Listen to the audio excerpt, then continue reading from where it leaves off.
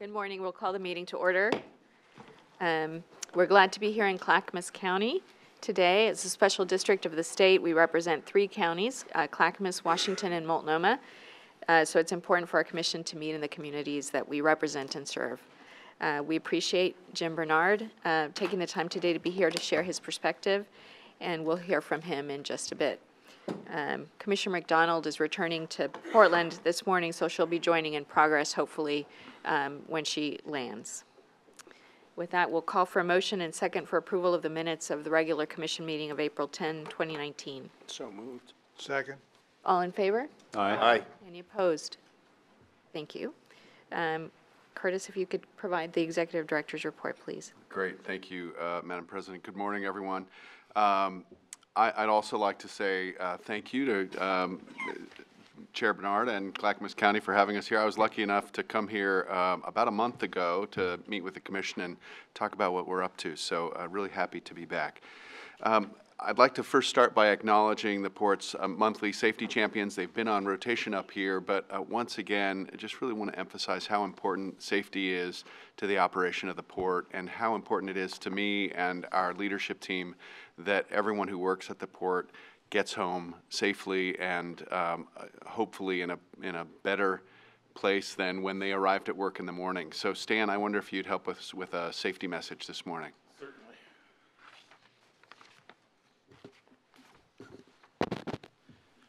First, just some housekeeping since we're in a change in venue today. In the unlikely event of a building evacuation, alarms will sound and visual strobes will light. We will exit the doors on the south side of this room, enter the stairway opposite the elevators, and descend to the lobby level. We will then exit to the north to the green space to allow access room for emergency vehicles on the south parking area. And in the unlikely event of an earthquake, always duck, cover, and hold, and then we will, after the shaking stops, we'll assess our next steps. And in case of a health emergency, there is an external defibrillator located just outside the southeast door of this room. My safety message today is on Construction Safety Week. Throughout this week, the Port of Portland is collaborating with our construction industry and association partners, the AGC, to celebrate Safety Week 2019. We are stronger and safer together, and we know that it's the little things done well every day on every job that make the difference. Weaving safety through everything we do unites us across industry lines and behind a common imperative. Being safe every day on every job site crosses competitive boundaries. Like our partners, Port employees are focused on the impact that our safe choices have on our team members, their families, and the communities in which we live and work. We are united in our commitment to continuously improve our safety culture and send each employee home safe every day. We can all be leaders in keeping our workplace safe. That's why as individuals, project teams, construction partners, and industry associates, we are safe by choice in celebrating Safety Week this week. In closing, today is also Safety Break for Oregon, and therefore I encourage all workplaces to celebrate safety and health at their workplace and to start a safety conversation with their employees. Curtis, that's my message. Great. Thank you, Stan. Thank you very much. I'll have very brief comments this morning, but just for folks who are new to it, as Executive Director, I get a couple minutes at the beginning of each commission meeting to share a little bit about what's been going on at the Port for the last month, and we call this the Executive Director Report.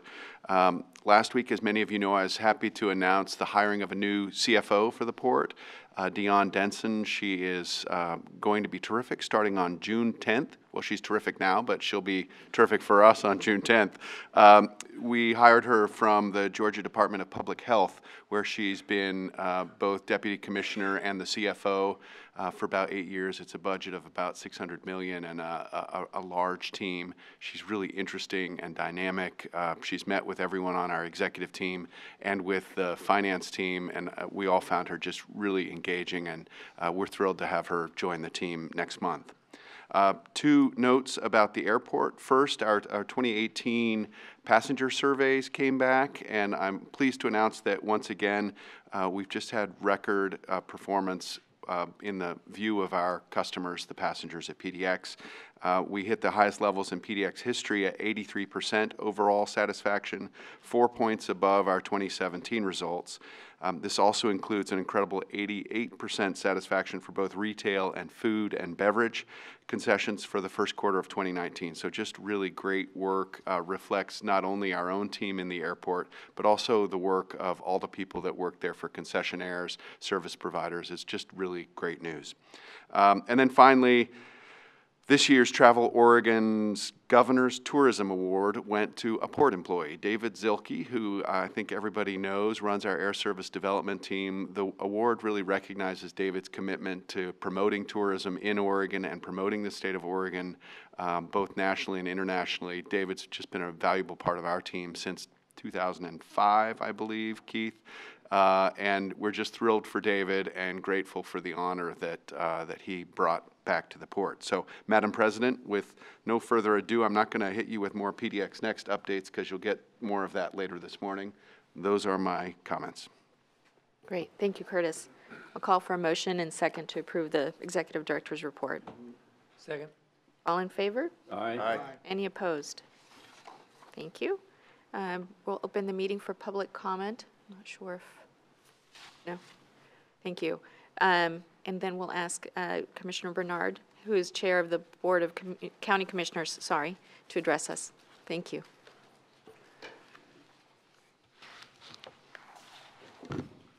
Thank you. This is my first time sitting at this side of the dais. You're on the other side of the dais. I like it. Well, I'd like to welcome the commission to Clackamas County and to our public service building. By the way, we're looking at building a courthouse just right down here. Soon we're working with the legislature to acquire 50% of the funds which they've offered to build that courthouse.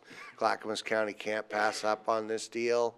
And we are very short of courtrooms, and justice is not served well when people have to wait for a trial.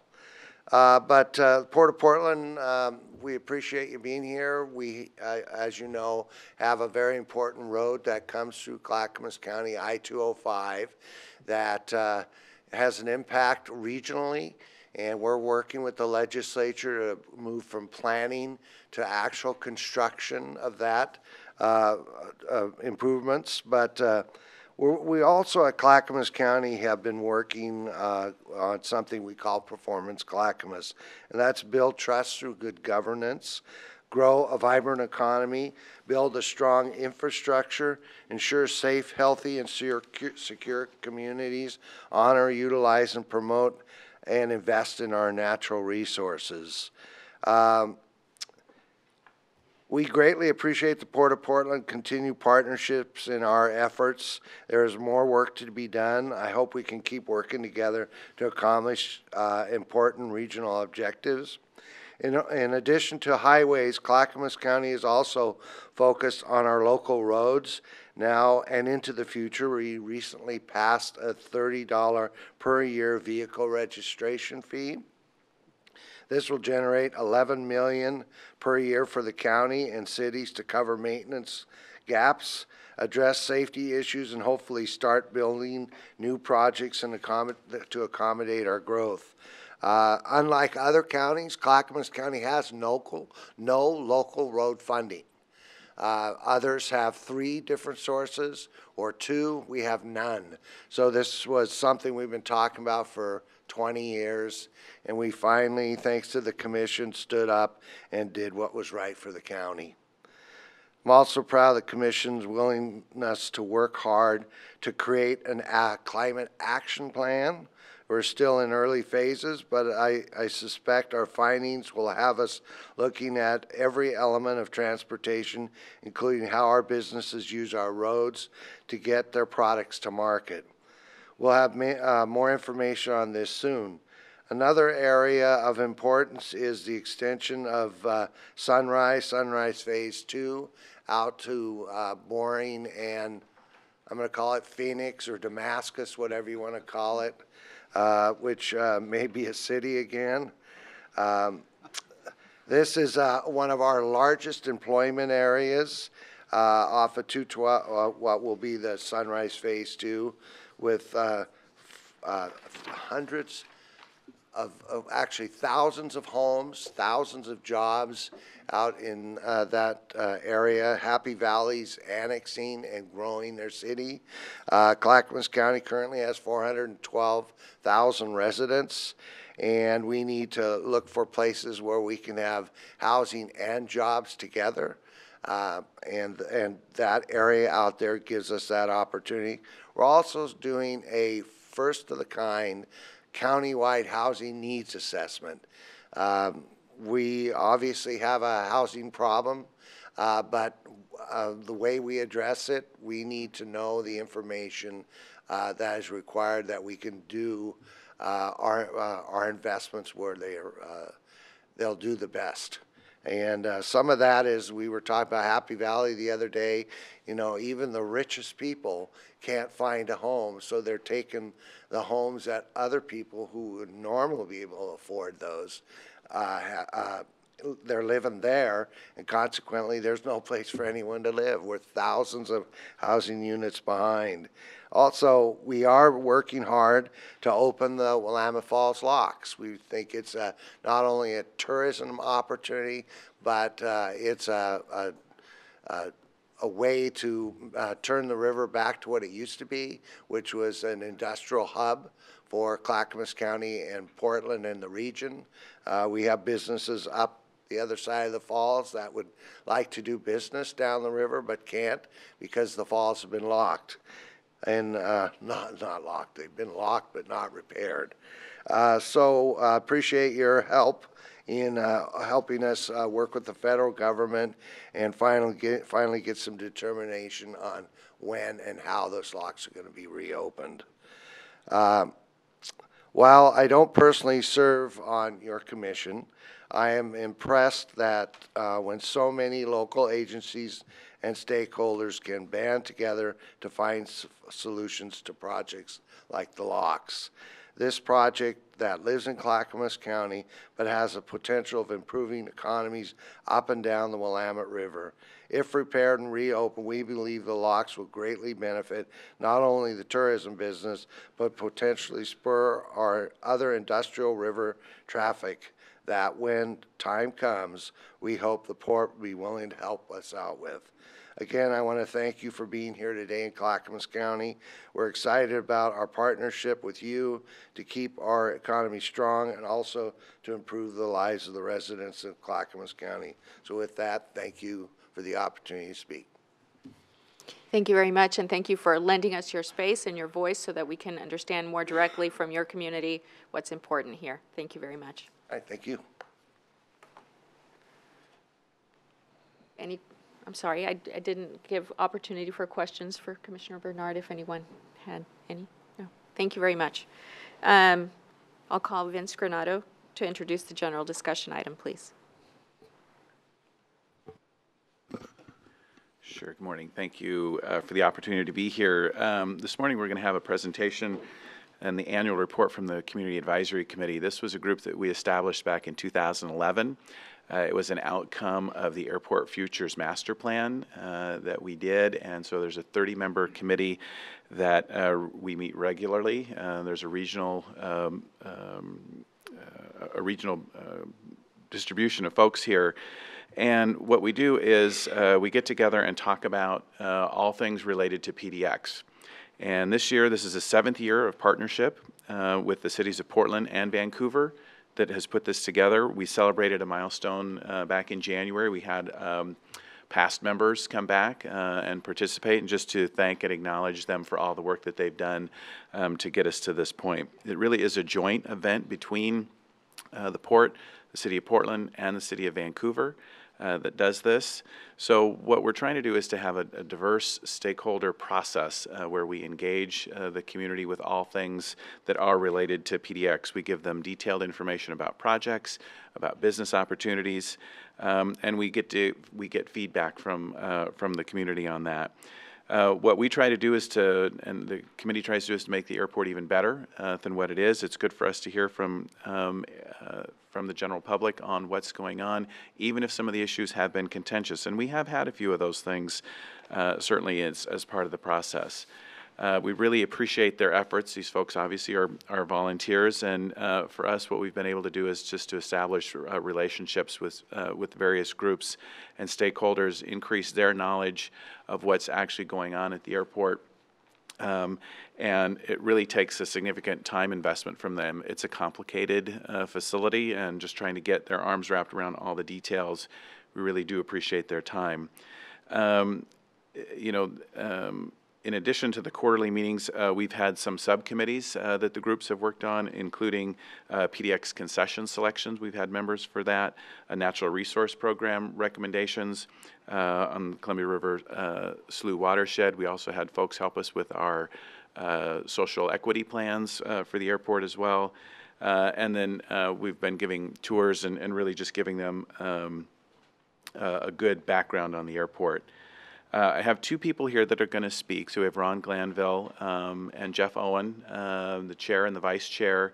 But also I just acknowledge Clackamas County. We have Dan Johnson, who's the assistant director of development. He sits on the committee as well, so I want to thank him for his service as well. So with that, I'm going to ask Jeff Owen, who is the chair, and Ron Glanville to come up and give their report. And again, just really thank them for their time and efforts. As part of that, what they do is sit on the Planning Advisory Committee for the meetings as well, and help make sure everything goes smooth.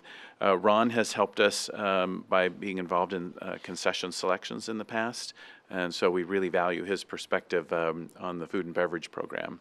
So I'm going to have them come up and have them give their report. Thank you very much for having us today as part of your agenda. Jeff Owen, I'm the chair of the PDX CAC and also the multimodal representative. And hi, I'm Ron Glanville, and I'm going to read my script. I represent East Portland, which is a very vast area, actually. It's, if you know East Portland, outer East Portland, it goes from I-205 or 82nd clear out to the Gresham, from the Columbia River to Clackamas County, so it's a vast area. But I represent the neighborhoods there on the PDX CAC. I'm also a retired chef and a traveler and an advocate for all things East Portland. So we just have a few slides here to help highlight a few things. I believe in your packet you have a copy of the annual report. As mentioned, Ron and I are just two members of this entire committee. So inside, just inside the back cover of your annual report are the rest of the members, just to get a glance of the different members represented on the committee. So as a reminder, I want to give you some background on PDX CAC, and that's that it was created as a result of the 2008 and 2011 PDX Airport Futures process. There are 20 members, as Vincent mentioned, and 10 ex officio members representing diverse and by-state regional interests. The committee is a partnership with the cities of Vancouver and Portland and our surrounding communities. The port and cities of Portland and Vancouver are sponsors. We meet quarterly. Each meeting has a special interest topic that is of focus. You should have the annual report in front of you in your packets, so you can look through, see some of what we have covered in our meetings. We particularly appreciate the transparency of the updates by Vince Granato at each meeting, telling us about the airport sustainability, business, construction, and planning projects.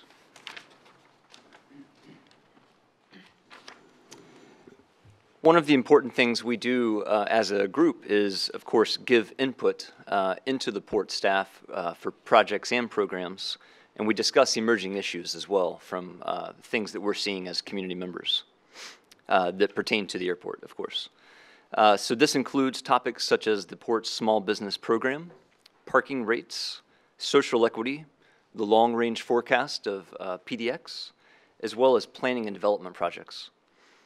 We also have time at each meeting for a roundtable where members of the committee have a chance to kind of give any announcements or updates that are pertinent to the airport. And this is definitely a vibrant time when folks bring a lot to the table and share an awareness of anything going on related to the airport.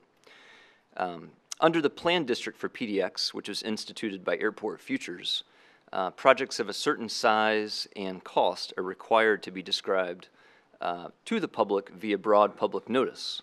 So those projects are presented to the CAC to seek input from various communities represented on our CAC.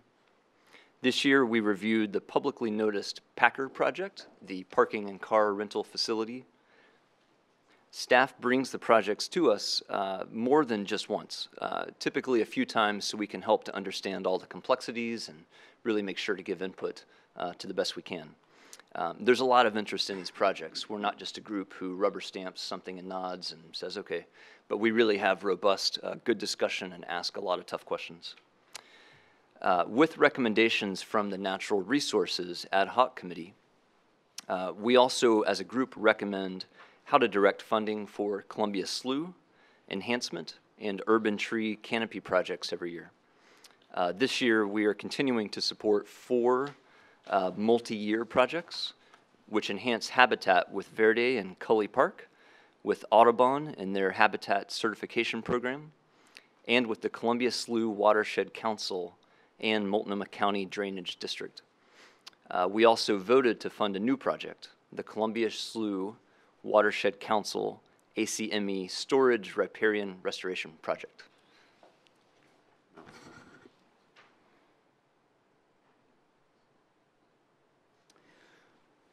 You can also see from the list that we have discussed a number of other topics. The port has been helpful in building capacity for the group to have background and knowledge of significant topics which help us give better input. The CIC is organized around sustainability, triple bottom line, and we welcome information that tells us more about environmental equity and economic stories, or the story of PDX projects. The committee has also appreciated hearing so much about the inner working of the airport, from how finances work to the plan for construction, so members can give input and take that back to their organizations. In October, we toured behind the scenes in the PDX waste minimal facility. We saw the port's efforts to recycle as much as possible, to work with partners, and to demonstrate the leadership. In fact, this meeting, usually the October meeting, is a tour situation where we actually go around and see various areas that the public usually doesn't see, so it gives us really good insight as to what's going on behind the scenes. We continue to be very interested in social equity and the upcoming construction of Terminal Core. So each year, we mentioned 4 quarterly meetings. So on top of that, we also have 8 coordinating committee meetings, ad hoc committees as they are needed, and lots of emails and invitations to any events the port is doing that's related to our work. In particular, the coordinating committee meetings include myself as chair, Ron as vice chair, our facilitator, the cities of Portland and Vancouver, and port staff, which are very helpful to help create agendas before each quarterly meeting, and then also debrief afterwards how the meetings went, if anything needs to be tweaked. So we're very responsive to comments that we get from the rest of the group. So this has worked really well to guide our strategy overall, shape the meetings, and help give input to the presentations to the rest of the CAC. So we do plan to continue to use this committee leadership to stay flexible and manage the CAC over time as things change. As our committee matures, we do experience some member turnover. Continuous need does remain to refresh our own knowledge about the airport futures and PDX planning. So anytime there is a new member that joins, port staff orient each individual member and really help them prepare to be on the CAC and give great input and understand how the process works to provide meaningful interaction. For example, we recently lost our environmental justice member and on the committee, and so we have replaced that person with a member from Latino Network. So with all this process, what it hopefully shows is that the port has indeed put resources and structures in place to build trust and show transparency. And as your CAC, we really do feel like this is working well, and we do want to recognize the time it takes to make that happen. So following up on what Jeff has just said, with bringing on new members, we also have actually replaced one of the categories of our chair or of our members to respond to a much-needed effort within the community. We have added a new seat that represents travelers with accessibility challenges, and we continue to emphasize the need for diversity as jurisdictions make their appointments to the committee.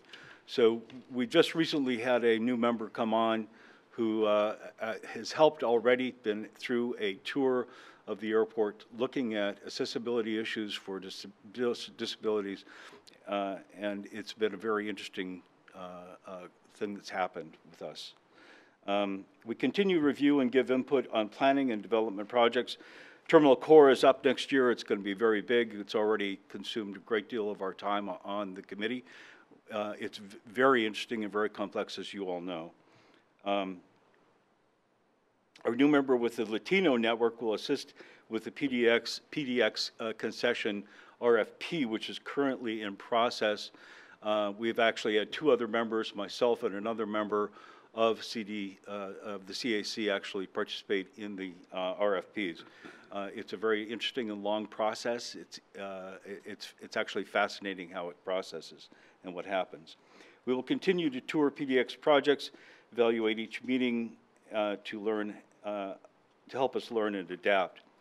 On a final note, we continue to value the opportunity to influence the port and our other sponsors, the City of Portland and Vancouver, as we work together to plan for a sustainable future. We believe transparency and public access are important values in the building trust, and we thank you for your continued support for this committee. On that, okay, all right.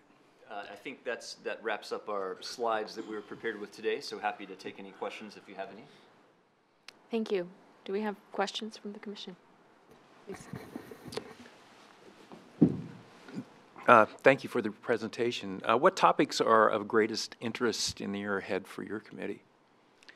One of the things that we've been talking about, especially in the last coordinating committee meeting, is the seismic survey, which is coming up real fast here. I don't know if you've had a chance to review it or not, but besides the aspect of the challenge of taking care of the people in the airport in case of a seismic event, there is other issues also that come to mind. The first thing that I know that has come up with me in my meetings in East Portland with neighborhood people is with the Portland Bureau of Emergency Management, and I work with groups called Neighborhood Emergency Teams. They're called NETs. And one of the issues that comes up is how long it will take for the runways to be rehabilitated after an earthquake in case of a liquefaction event. We have been told 5 days. I think this is very optimistic. I see Mr. Robinhold raising his eyebrows to that. Yes, I agree. I think that's kind of wildly optimistic. One of the things that we have talked about in our coordinating committee was runway mitigation in case of situations where there is a major liquefaction and that the runways do ripple or are hurt by this. And of course, you probably have seen the studies. I don't know if you have seen the study for liquefaction is really going to happen probably on the airport if this seismic event does happen. There are mitigation things that can be done. I really want to encourage the Commission to look at this and to work towards doing something to mitigate this aspect for runway improvement. Sure, and just a brief addition as well. My job is representing TriMet, so I'm thinking multimodal for this committee a lot, of course. And so one thing that our committee found interesting this past year that I'm sure will continue forward is how to think about changing technologies as customers who access the airport have different ways to consider getting back and forth to the airport. So that's always, I think, going to continue forward as well as different technologies come into the mix. I don't think my mic is it working? Oh, well, the light's not working. Well, first of all, thank you very much, and your fellow committee members. This is a significant investment, and I think both the region and the port benefit from it. You've talked about a number of the issues that have sort of come before you, and I'm sure that most of them you've been able to sort of find a path forward or some consensus and provide counsel. I'm curious about those things that continue to be struggles, that each year all you can do is hope to mitigate as opposed to correct. What are the things that continually sort of create real visibility in terms of the schism between the port and your committee? One topic that comes up somewhat frequently off and on is having to do with noise impacts. And in a sense, our immediate CAC we're not experts on noise impacts. And so we have a few members who do really like to sometimes engage in that topic. But we do try to keep that to a certain amount of discussion and instead make sure and bring in the right experts to help us understand. Keep the decibel level down on the discussion. Yeah, we'll see what we can do, right, to help out. So that's one topic that does surface every once in a while that creates a lot of passionate discussion. So that's one. I'd say one other thing we do struggle with, I think, is, of course, today represented here is not a amazingly diverse representation of the group. And so we do struggle a little bit with making sure to try to engage different community members all around the region and make sure that this CAC represents the region and all of its citizens. Thank you. Please. Thank you very much, both of you. Very, very good presentation. And also the functions of this committee are very, very important. Thank you. I have a quick question, very simple question to Mr. Owen. Excuse me, there's another person who used to be a chef. Yes. Oh, excuse me, there's names. I'm Ron Glanville. Oh, you're Ron, the yes, second hi. name down here. Thank you very much. You said that among many, many other things, you are a fierce advocate for everything that is Portland. Yes, Didn't you say try that? to be. East Portland, especially outer East Portland, which Yes. I feel has equity and equality issues. It's been underrepresented. So my question is, when you look at this, the Portland area in the last 10, 15 years, many things have changed. Population growth, housing, and cost of living, you name it. So what are, say, if you were to just give me bullet fashion, 5 things that are very Portland to you today, and compare those to 25 years ago, what are the differences? The first has to be crime. The second has to be housing, and I think they're 2 separate issues that have been lumped together. And I don't want to go into the details of that, but that are very complex and beyond easy answers. So I would say housing is a huge issue, especially in East Portland, where a lot of people have been forced to move because of cost of housing in inner Portland. My own neighborhood is going through gentrification as we speak.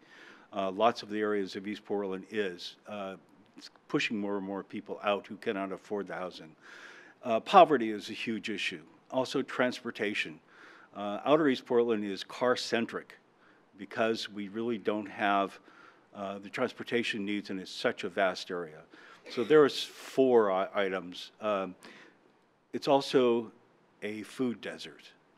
The lack of grocery stores is a huge issue. East Portland is the most populated area. Outer East Portland is the most populated neighborhood area in the area. It's got the most children. It's got 3 school districts that have a huge population that is extremely diverse. In David Douglas High School alone, the population of students speak somewhere around 74 languages. Give you an idea of the diversity and people who have moved down into East Portland. So there's your 5. I could probably come up with more, but. Interesting. So they all create issues. Yeah, they're all issues of major importance that we find it's very hard to tackle, and we often don't seem to have the infrastructure or the support to do that. Infrastructure, another one. I've been working for some time about getting sidewalks on Outer East Halsey. I've got 50-some blocks without sidewalks. There's nowhere else in Portland that has that situation. It's a major boulevard. So just, yeah, I could go down the list. I could keep on going. Sorry. Okay. Do we have any other questions? Thank you very much. Thank you again for your time. Anything else? I'd like to acknowledge Commissioner McDonald, who was able to join us in person at the meeting. Thank you. And we'll ask Keith Levitt to introduce the next general discussion item.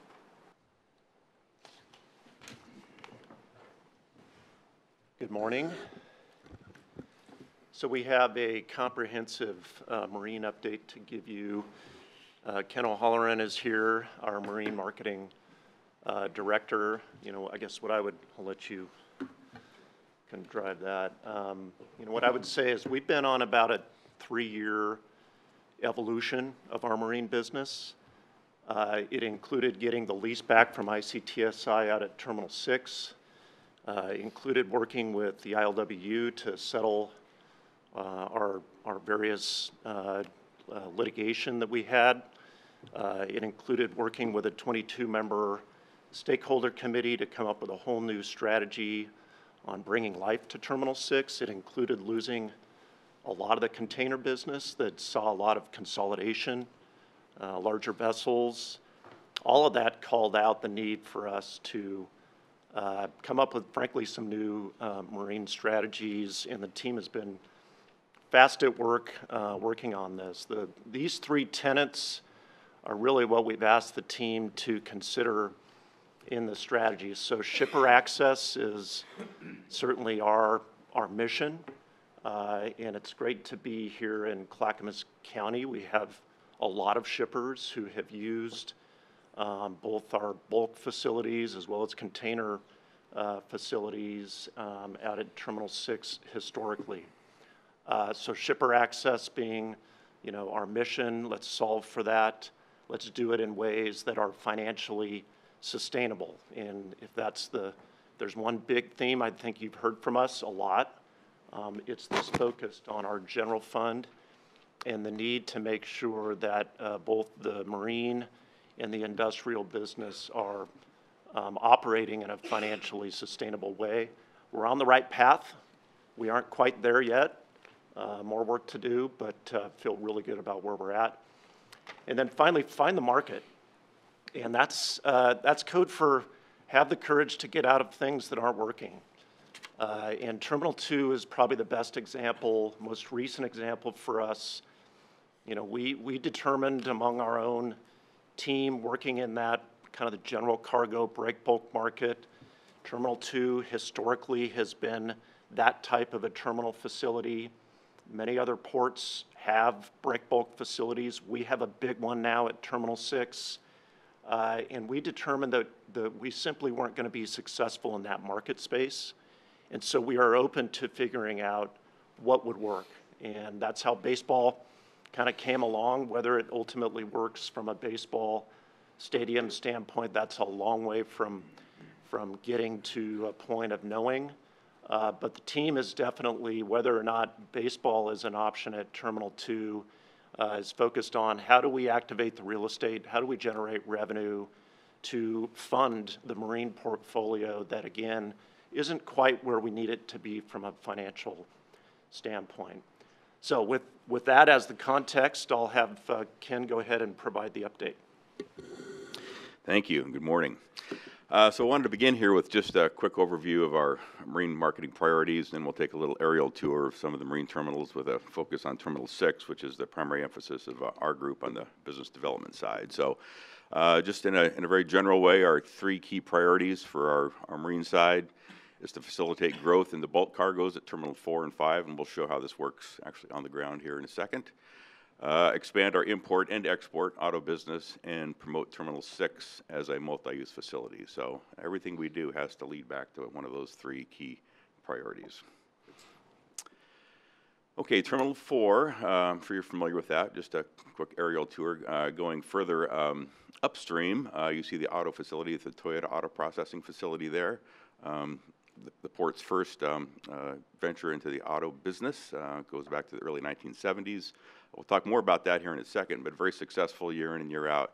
Volume's very steady for Toyota imports and processing.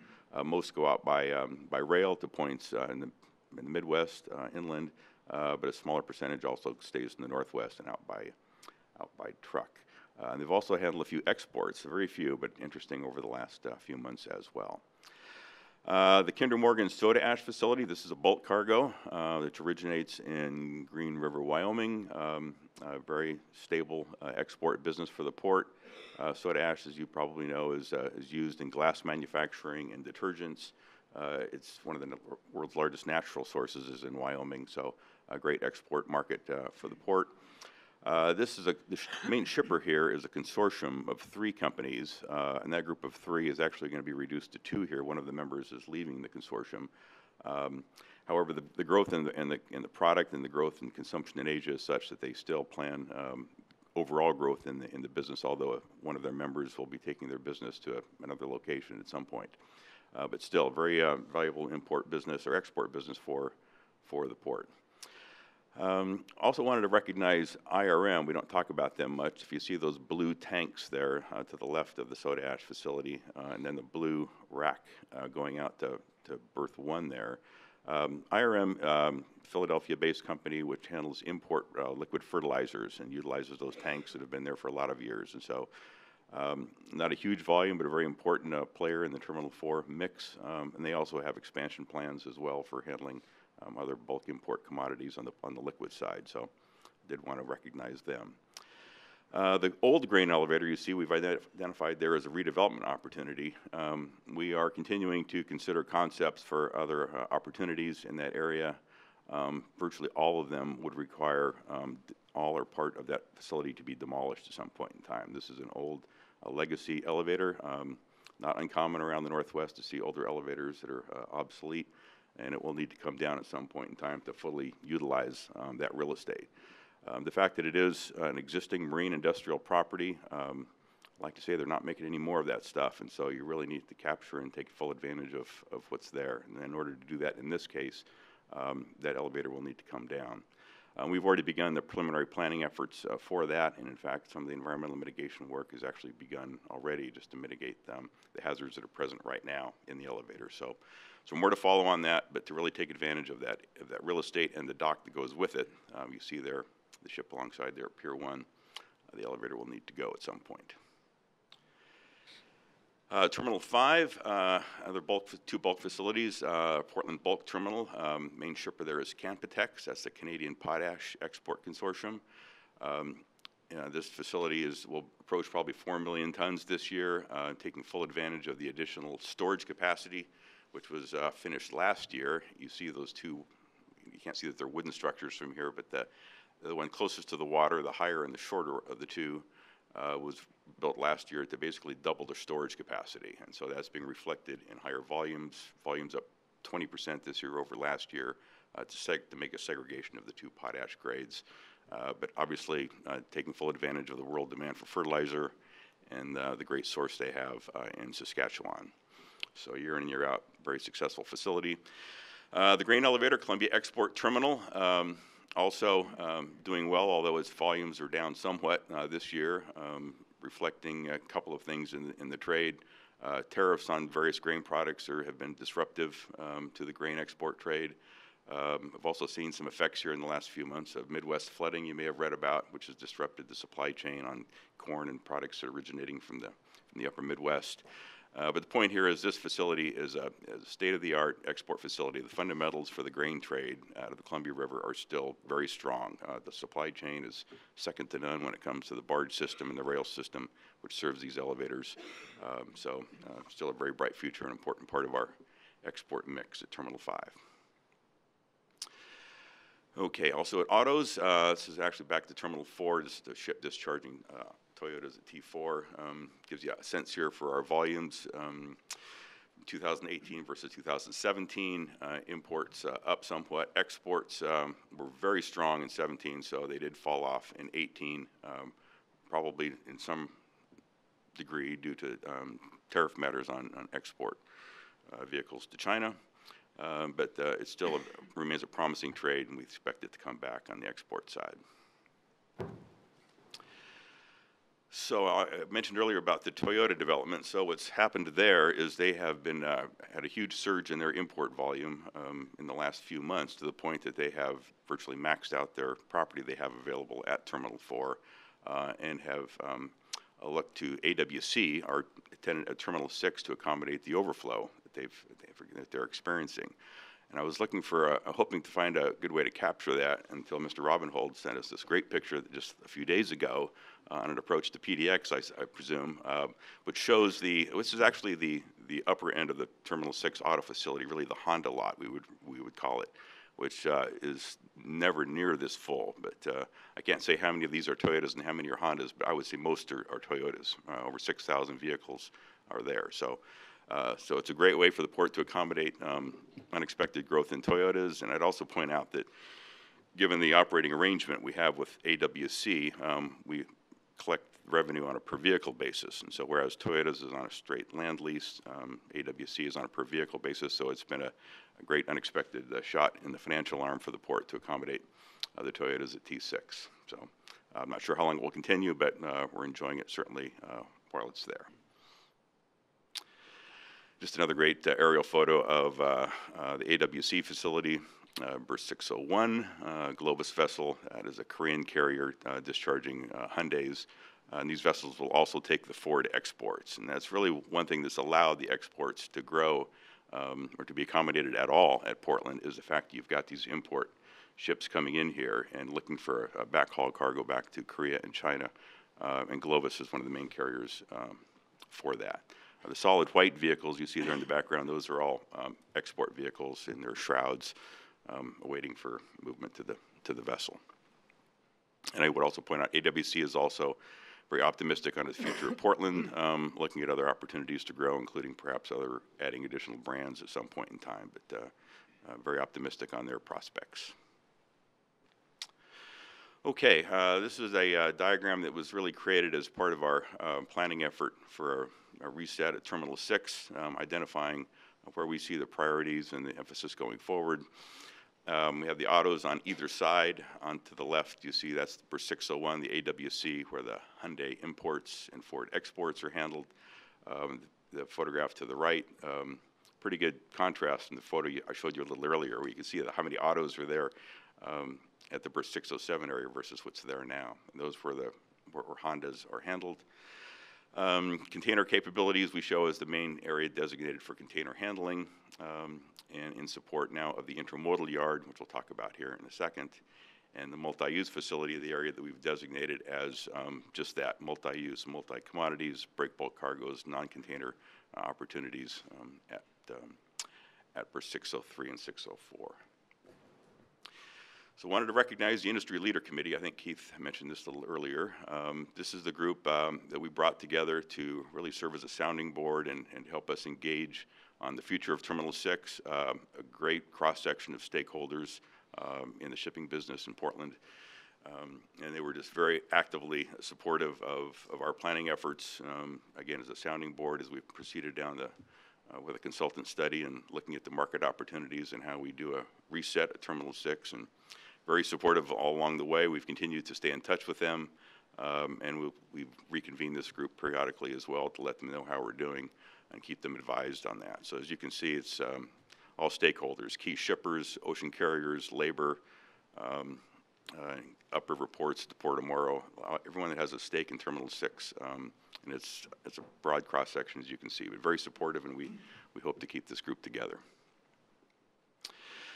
Okay, probably the most significant commercial development at Terminal 6 in the last year has been the commencement of the BNSF Intermodal service. This is an operation where trains are loaded and unloaded with containers to and from the ports of Seattle and Tacoma, or the Northwest Seaport Alliance, sometimes referred to as a shuttle train. So it's really in lieu of vessel service, where the ocean carriers will contract with the railroad, in this case the BNSF, to move their containers to and from Seattle. So we have the intermodal yard at Terminal 6, which is designed just for this purpose, had been underutilized for a lot of years, so we're able to put it back into service and handle these containers just as if it were going to the vessel. So this is the volume you can see in 2018, nearly 37,000 containers handled both northbound and southbound to the ports of Seattle and Tacoma. So we're just a full year into the service, but it's already achieved its volumes that we had expected, and BNSF is happy with the service, and it's a great opportunity to just demonstrate container handling capabilities, and we use this in our marketing efforts to show other prospective users how we're operating productively day in and day out. So good revenue generator for the port and a significant labor factor as well, too. So, just another shot that we took from the container crane a few weeks ago. I just point this out because we use this in our marketing efforts as well to demonstrate capacity. A number of the terminals up north are experiencing severe congestion to the point where trucks are having to make appointments to see the terminals, and we have no such issue at Portland, and so we point that out to ocean carriers, and that's not lost on them. So. Okay, the other service at Terminal 6, you've heard us talk about before, is Swire Shipping, which operates the service to Australia and New Zealand about every 35 to 40 days, a little infrequent. And they are here primarily to load Daimler trucks or Western Stars trucks, which were manufactured at Swan Island in Portland. And this is a depiction of a truck going aboard one of their ships. Got a few other shots here. Here's a picture I actually took here a few months ago of the trucks being secured in the hold of a ship. Longshoremen you see there are tying the trucks down. And just out of interest, these ships are not container ships or general cargo ships. They're actually bulk carriers or log vessels. And so what these trucks are being loaded on is actually wood pulp that was loaded in Canada. So they'll lay down a plywood floor and set the trucks on top and secure from there. And our good friend Bruce Holte, current president of Local 8, sent me these pics here just a few days ago, actually. He was the crane operator at T6 for the last Swire ship. And the picture you see there on the left is his view of the spreader beam going down, getting ready to hoist a truck into the hold of the ship, which you see there on the forward end. So nice pictures. The ones on the right is some other miscellaneous cargo that was going to Australia, some general equipment as well that came down from Canada, loading aboard the ship. And there you see the trucks lined up from Western Star. Just wanted to include this shot taken last summer. These are brand new intermodal containers. By that we mean they're 53-foot containers that are designed for inland domestic transportation of cargo. But they're brand new boxes that were being imported by the Union Pacific for their use on their system, manufactured in China. And they elected to use Portland to discharge the containers due to some congestion in Long Beach. So it was a good opportunity for us to demonstrate flexibility and capabilities for a difficult-to-handle container that's not a standard length, and so we had to adapt our equipment accordingly, but it also makes for a great photo opportunity. And we actually visited the shipper, the manufacturer of those containers in Shanghai, China, just a few months ago. To let them know we appreciated their business and that we're more than happy to accommodate them in the future as well. But it was a one-off shipment. Hopefully we'll see it again. And most recently, at Terminal 6, we had the opportunity to handle wind energy equipment for Vestas. Vestas is a Danish-based wind energy company with their North American headquarters in Portland, as you may know. So this was a shipment of really 3 vessels, each containing about 50 tower sections. Takes 3 sections to make one wind tower, so it was a 50 windmill project over 3 vessels. This was the first ship. Tower sections going to a project near Arlington, Oregon.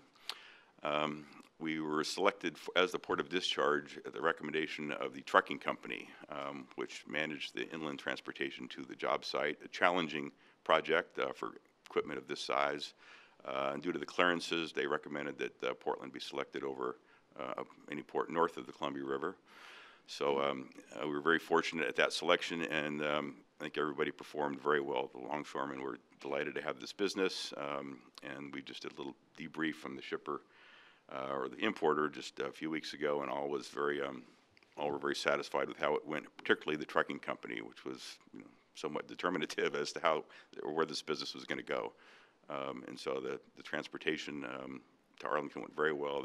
The challenge here is this cargo has to be through the metro area by 6 a.m. And so the trucks are loaded really the night before. The trucks start lining up at Terminal 6 at 3 a.m. and they've got to be out to the gorge by 6. And it went very well. Here you see them again. So specialized handling equipment. Jones Stevedoring, which is probably the most experienced stevedore company in the river for handling wind energy equipment, did the stevedoring on this vessel. Okay, just zeroing in on T6, particularly on the marketing side, these are our key priorities, is to support the BNSF intermodal service in any way we can, hopefully expand it to accommodate other ocean carriers. We would like to see a restoration of the upriver barge container service, which we once had when we were handling direct container service into the terminal. That would allow us to access a lot of upriver cargo, which currently is going by truck or rail to Seattle or Tacoma. The idea would be to bring that directly into T6 and feed it into the intermodal service for the BNSF.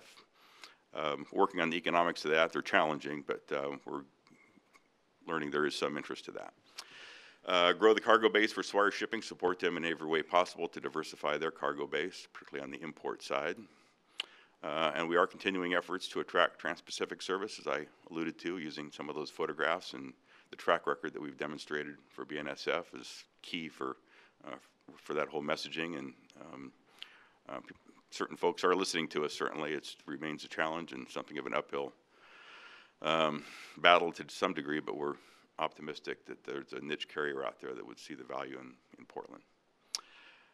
Pursuing a north-south liner service. By that we mean a Latin America and Mexico, Central America service. We have identified one carrier that is interested in perhaps coming into the Northwest, and we're trying to build a commercial case and understanding how that service could be supported. And a lot of that involves convincing shippers to go with an all-water route to Mexico as opposed to an overland route. So we think there's an opportunity there, but it's a niche business. The vessel sizes are just right, so we're continuing to work on that. And then when we say niche break bulk or project cargo business, the Vestas operation is a good example of that. Those opportunities as they present themselves, make sure the market knows that we're available for a number of commodities, not just containers. And that's really how the Vestas business came about, by making the market known, make sure that they knew that we were in that business. Okay, so this chart depicts a couple of scenarios here, just for planning purposes, to illustrate how we can get to where we want to be here on the financial sustainability, which Keith alluded to earlier. This one scenario contemplates no Trans-Pacific service. And so given the business we have right now, we're trying to get over that big black box there on the left on the fixed expenses. With just the BNSF intermodal service, that's a contribution of $1 million, and then we add the Swire service. Both of these are existing businesses. Break bulk, at the time this was prepared, we had no particular operation in mind, but the Vestas counts against that, so we're working our way towards that. And then autos, this scenario contemplated perhaps adding more autos into the main T6 footprint, should that opportunity present itself. So this is one scenario which shows how we can get to where we need to be without even any container service. So I go on to the next one here. And so this is another scenario with Trans-Pacific service. So again, we see the same contributions there with BNSF, Swire, a projected break bulk and miscellaneous project cargoes of $1.3 million, and then adding a first and a second Trans-Pacific service. And under this scenario, we get there, we get over that black box, but it would require that Trans-Pacific service. This one does not contemplate any additional autos at T6. So a couple of scenarios for planning purposes, which we find to be. I guess one point I would make on the two scenarios you see here, the blue all contemplates that you're getting incremental net revenue off of your operational activity. And we are, and so that's actually a big change. We didn't used to do that. We used to lose money. The more business we had, the more we lost, believe it or not. And that was in its most simple form, that was the most unsustainable position that we could have been in. So the key in getting the new business is to negotiate rates and manage, frankly, labor costs and kind of our equipment costs in a way that generates the net revenue that we need ultimately to get those fixed expenses covered. Not something that is easy to do, but the team, again, is on their way towards doing that because we see that we're getting net revenue now off of those operational aspects that we have. Which will show up pretty well at this slide. I know this is a busy slide, lots of numbers here, but let me draw your attention to a few things here. First of all, the two boxes, the first is actual results from July 1/17 to 6/30 of 18, last year, in other words. So the forecast is the second box here in the current fiscal year from July 1 of last year to June 30 of this year. So we look at the total of revenues from that first year at 2.8, and now we're forecasting a little over 11 for this current fiscal year. The gross margin, in other words, income before the fixed expenses, we are not all the way there yet, but significant reduction in losses from the margin from nearly $3 million to $593 forecast for this year. So the trending is all in the right direction. We still have a ways to go. We recognize that, but you see the effects of those business opportunities we've described on the BNSF side, particularly in addition to a full year of Swire and those, I call them shots in the arm, the Vestas business as well as the intermodal container business. So operating income loss of 3.4 this year, a little over half of what it was the year before, and obviously more work to do, but trending in the right direction. And I think just another depiction of the budget and actual. You see the total operating revenue. This is marine from all sources now. We're exceeding somewhat our budget on the operating revenue. Expenses a little bit below, so not surprisingly, operating income before depreciation is actually higher than what we had budgeted at 2.4 to date. So what I guess I would just also highlight that this is really the scorecard that we're focused on. Within this scorecard, if you will, is the T6 scenarios. And we know that if we can get T6 to somewhere around that break-even point or above, this portfolio is where it in a much more kind of sustainable position. And the issue with us is, you know, it's not so much covering operating costs, it's the capital required to take down grain terminals and things like that, old assets that need to be capitalized. Yeah, I believe that's it. So happy to answer any questions you might have.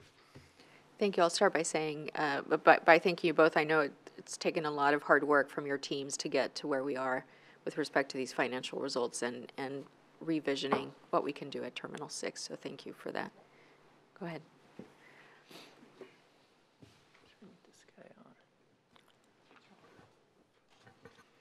Thank you both for your insight. I don't know which one of these is working. I feel like Bono. But anyway, thank you. And I know the anomalies, such as Vestas, have worked in our favor financially, but really can't be relied on in the long run. And I think, you know, getting a base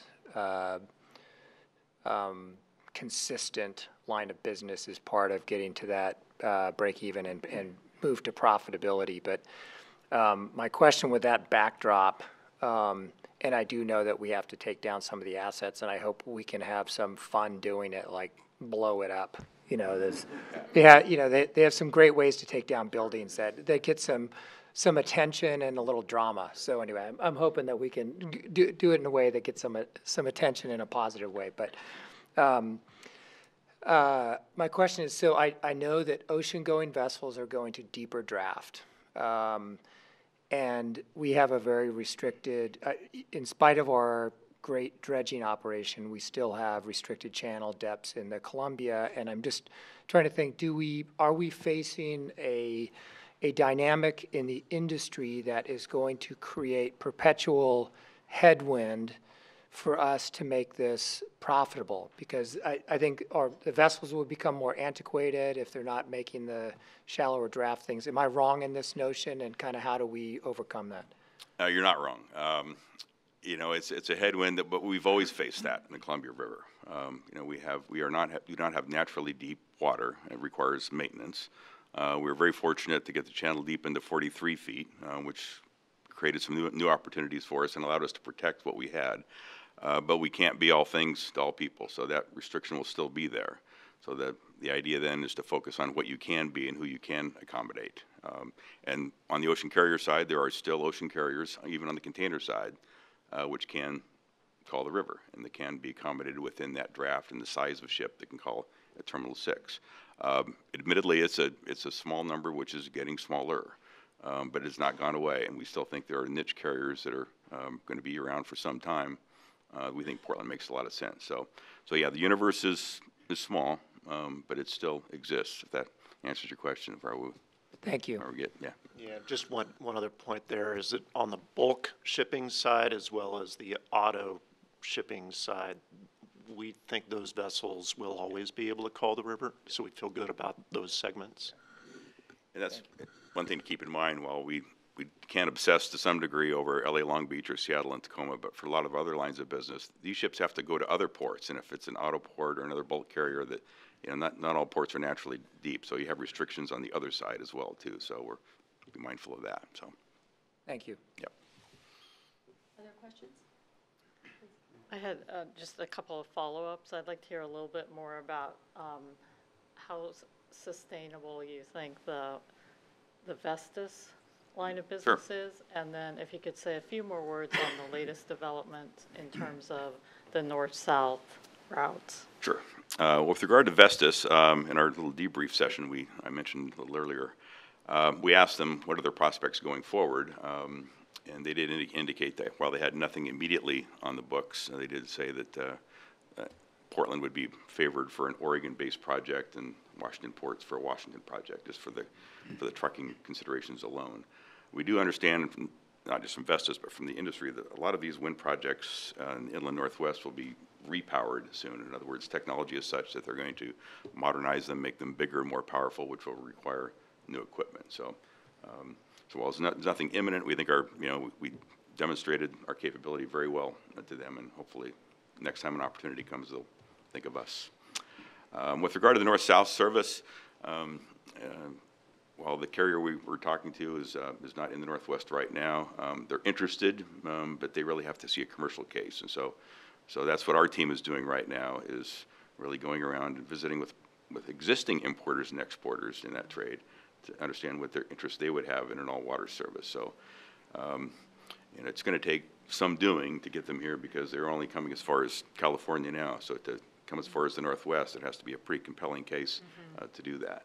But again, it's a good example of a niche carrier, of a niche business that we think we can do well at. So they're talking to us, and we're talking to them and continuing to research. So for both those opportunities, do you see those as eminent over 1 to 3 years, or more like the 5-year time? Well, with regard to that north-south service, I think if there's a case to be made, it's to be made pretty much now, 1 to 3 years. I mean, we'll either make it in 1 to 3 years, or we won't make it anytime soon. That would be my guess. So that's why we're approaching it with some urgency, I would say. Thank you. Any other questions? Okay, thank you very much. Thank you. Vince, if you could come introduce the next general discussion item, please.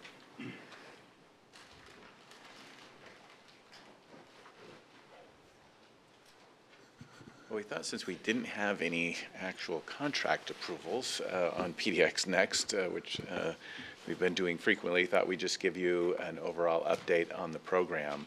So Lori Lamoureux is here. She is the program manager for PDX Next, and so she'll walk you through some of the social equity work that we're doing, some of the other schedules, and then give you more details on some of the projects as well. So we just thought this was a good time to do that. Thank you. Good morning. Thanks for having me. So you're probably aware of what PDX Next is at this point, but for the larger audience, it's a combination of large construction projects that are bettering PDX for the future. We've got program goals that are associated with them that filter out to each of the individual projects. Top on the list is providing a future campus for PDX Next. which can process 34 million annual passengers. Right now, we're anticipating that'll take us out to hopefully around 2045 for structures, for end of life of those systems that will be in those buildings and facilities. The next goal, replacing end of life assets. PDX is the main terminal, especially, is about 5 or 6 different structures that have been added onto over the years to different building code requirements, to different systems. We've obviously been updating those systems and improving the facility over the years, but many of those have gotten truly to their end of life, where we're improving them at this point or trying to rehabilitate and sometimes even maintaining them. They're out of parts, they're just so inefficient. So trying to really modernize us and provide future flexibility for our campus. Similarly, we're addressing resiliency goals with an emphasis on seismic. Like I said, the main terminal facility is built up of about 5 or 6 different seismic code facilities. They're all 2 code today. They've been updated, but it's really limiting us where we can grow in the future with the facility, how we can use that facility, how we can configure it on the inside as well as the outside. And then it's retaining the heart and soul of PDX. PDX is beloved by many of us, if not all of us. So how do we grow? How do we improve for the future, but maintain that feel, that vibe that PDX holds? So here are the 4 major, we'll call them major capital projects. PDX Next is also made up of about 40 or 50, depending on how exactly you want to define them, other smaller capital projects. So all of those make up what we consider PDX Next that have to meet those goals. These are the main 4, and I will address 3 of them. The quick turnaround on your far right is complete at this point. You've probably seen it as you've driven through. And the quick turnaround is the facility where rental cars go. When you return them, they get washed, they get maintained, they get regassed and ready to get back out into the marketplace. So I'll address these other 3 projects in some following slides for you. So how will we accomplish a program like this? Obviously, we need to meet our goals, but we've set some principles that we try to follow every day within each of these big projects and the smaller projects. So we recognize that we have this unique place that is PDX. How do we manage, operate, and maintain that while we're going through this program? We are striving to foster positive engagement with all of our stakeholders. We have a quite robust communication program that we're putting into place, is already in place in part, but will continue to grow as the program grows. It's focusing on 3 main audiences, focusing on our travelers, our PDX employees, and influencers like yourselves, folks that are out in the community and can help explain what's going on and share our message. And then it's maintaining sustainability, equity, inclusion throughout what we do, both physically as well as through different programs and support that we give to the community during this program. So finally, it's supporting the delivery of the program through these goals and the operationalization of our projects, excuse me. What I mean by that is as these projects go live, not just through construction is going to be a big impact to all of us, but once these projects go live, how do they go live? How do we get them up and running? How do we ensure the safety of our passengers and our employees and the community at large? How do we turn these over to the traveling public, to the employees, to the community, and make sure that everything met our goals, everything is working as we want it to work. So pretty lofty goals, and we're tracking each one of these at this point, and we anticipate a great success with this program. To do this also requires a change to our organization. We've got to be able to adapt to delivering this. We've got about 100 people internally into the Port of Portland right now that are working on these various projects. It will grow as this program grows. We have hired some full-time staff just to work on this program. I am one of them. It's my day job and my night job. It is my life at this point in time, and I'm thrilled to be part of it.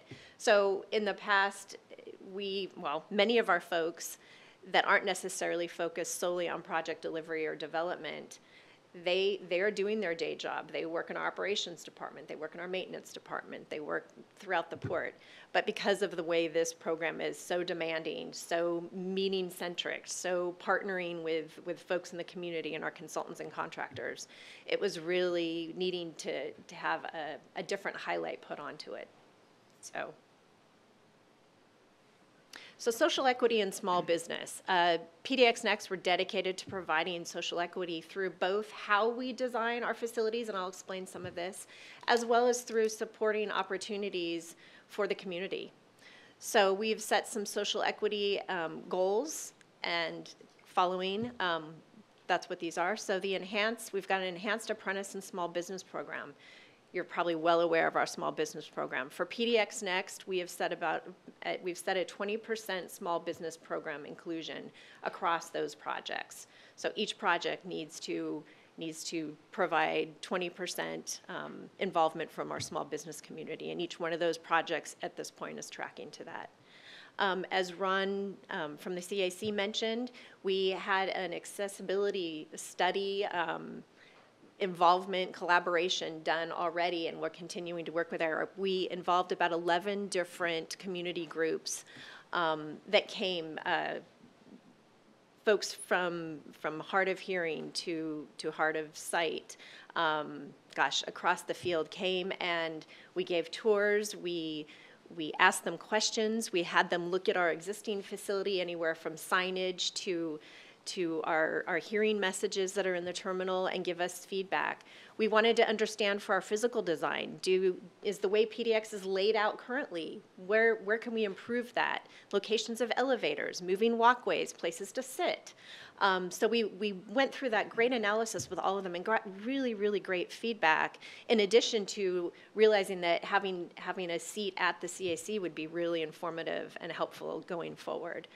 So we are looking to incorporate a lot of their feedback into the program of projects. PDX employee amenities. We've done a study with and a survey with the PDX employees. What do they want to see in a future terminal? We were very careful and respectful to set this up, so we can't take on everything, obviously, but what can we really take on? What is needed? So we're combing through all of that data that we've received right now and figuring out what we can incorporate, primarily into the terminal core project, that core design. And then art selection and procurement. Each of our projects, each of the major projects, we're dedicating about 1% of the project budget to incorporating art into those designs, whether it's actually into design elements like an artistic type of flooring, or actual new developed and procured art pieces that will be installed. And working with diversity in the artists, regional artists, diverse backgrounds, diversity in their work, and making sure that we've got kind of a great selection as we move forward. So I'm going to give you a quick update on where each of the major projects are right now. So terminal balancing, that's on the north side. It's the extension of Concourse E. You've probably, if you've been at the airport in the last handful of months, you've seen it. It's actually physically coming out of the ground now. Pretty exciting. It's fun for those of us to be able to watch from the office on a daily basis. It is, just to remind you really quickly, it is extending Concourse E, adding 6 new gates. We'll be relocating Southwest Airlines to those gates. They'll be taking over that wing of Concourse E.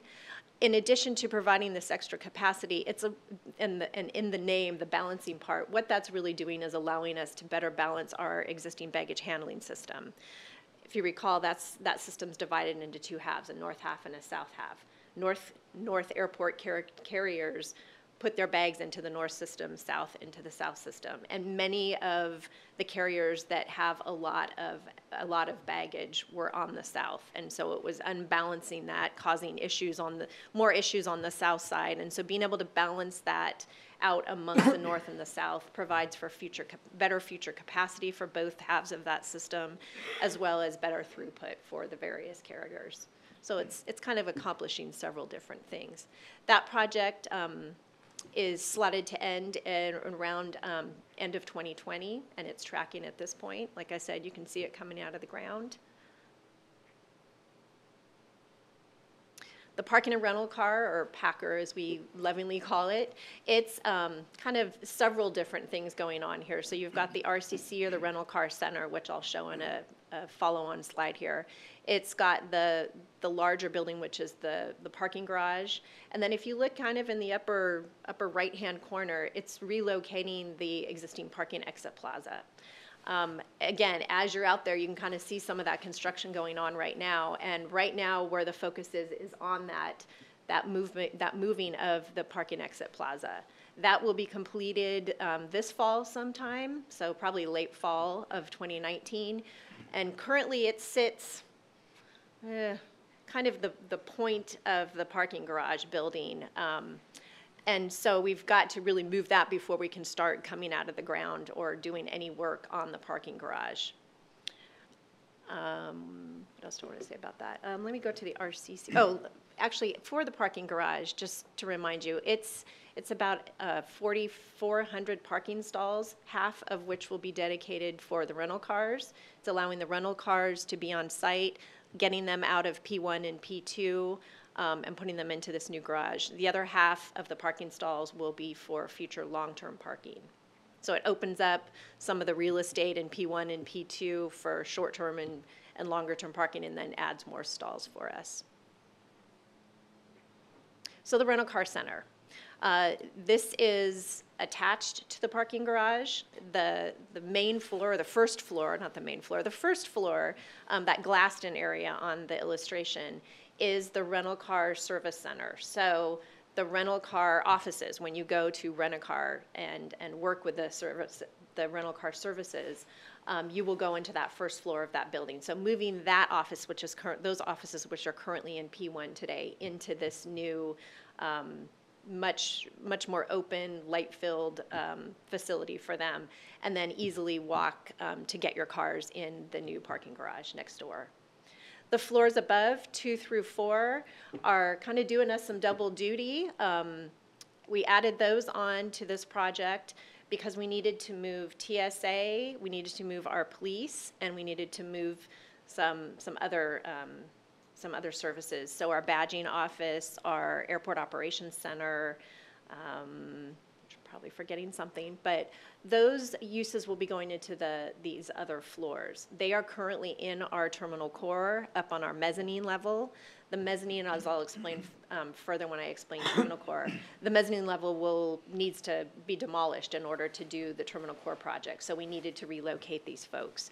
We looked for other places inside the terminal, and space is becoming very scarce within our terminal building. For years, we've had excess space, and we're just not there anymore. So trying to find excess space, as well as having this opportunity to build out this building, really freed us up a little bit. So moving those folks over to this building and getting them new facilities and opening up the terminal core for future services. So terminal core. What this graphic is, or what this illustration is showing you, is what we've done with the Phase 1 approval. So if you recall, back in the fall of 2017, we took early concept designs to our airline carrier partners and got approval for what's dotted in this red outline. So we're calling our Western expansion, which is showing the new security lines, and then Concourse B, which is in the lower left-hand corner. We showed the air carriers the entire design, so even where the ticketing and kind of that Oregon market central area is, and at the time they were comfortable approving Phase 1. I'm going to show you further. Well, first I'm going to touch on Concourses A and B. So Concourse A, was put in probably 35 years ago, and at that time was more of a temporary concourse facility, and we've been living large in that facility and really extended the life of it. And so it's time for that building to come down and provide a new experience for Concourse B. So you can see the demolition of Concourse A and an addition of Concourse B. It's adding about 17,000 square feet, 1 regular contact gate, and then 6 ground loading facilities.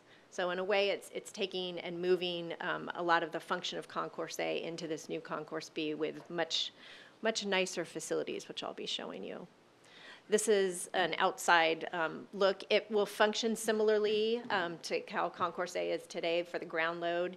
You'll obviously have the hold room inside and then walk out to your gates. And then this is an interior shot of the lower portion of Concourse B.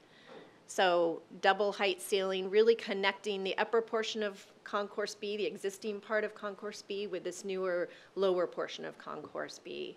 So providing double height, bringing in a lot more light, having it be a much more pleasing environment for travelers down there.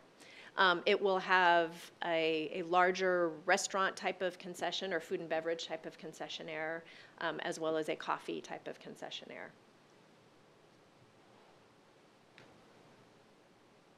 So Terminal Core design, concept, and scope. So this is where we are today with Terminal Core. As I mentioned a couple slides back, we were approved for phase 1. We finished up our schematic design at the end of 2018, early 2019, and we've been designing for the whole Terminal Core facility. So approved for phase 1, the western expansion, but really designing and trying to understand how we could build this in phases if need be, or together, and what efficiencies we could get in building it together as one. So this is our latest. I'll walk you through it. We are partnering with our airline partners as we speak to walk through what it would mean to do this all as one. We're better understanding cost for this, and getting ready to enter into our design development phase, which will really start digging into the nitty-gritty of how we're going to construct this and what it's really going to look like. So what the full design concept gets you here is the new Concourse B, which I just explained. It's refinishing our existing entry hall so that the glass that you come in and enter the facility, it's updating that. It's tying it into what would be the new ticket lobby or ticket hall, we're calling it. It's providing new ticket offices, so the back of house for the airlines. It's providing a new Oregon market. Won't look like our existing Oregon market, but still providing that pre-security concessionaire type of area for folks. It's moving the security lanes into that western expansion, as I showed in that phase 1 drawing. It's providing more queue lines, more better layout of the security lanes, and better throughput for the security lanes. It's providing new north and south halls. So we currently have our north and south nodes right after you get past security, kind of that area where you get together your things from the security process and then go out to the concourses. That's what these new halls will be. It's providing, well, it's the nodes and the halls. They're kind of together into one. And then new atria. So if you look at the bottom of that graphic, you can see two little triangular kind of shapes. What we're looking to do and what we've been needed to do really is to get escalators, circulation straight down to bag claim. Currently today we've got those two circulation routes that come in through the front entry, and you've got to cross to get to your different gates, and then coming out you've got to go back to those same two circulation hubs to get down to bag claim. So looking to get a straight shot, so to speak, down to bag claim, which would really open up and provide better circulation for all of us. So where we are with this is, like I said, we're partnering with our airlines. We're looking to take a ballot to them, which they will vote on in June. We've been looking at construction methods, how we get this constructed. We've been looking at overall design concept, but next phase will really be to dig into the details of what this is going to look like. This is an interior shot.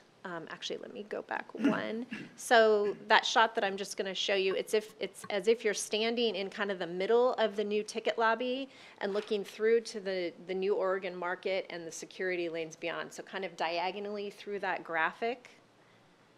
So you can see a queue line on your left side, which is a queue line to one of the new ticket counters or ticket little hubs. And then walking through to the Oregon Market area, you can see kind of a grand piano in the back. You can see restaurant seating above. And then the security lines are underneath the restaurant and kind of to the north and south of the restaurant. So looking for a lot more light, looking to bring some type of landscape element in.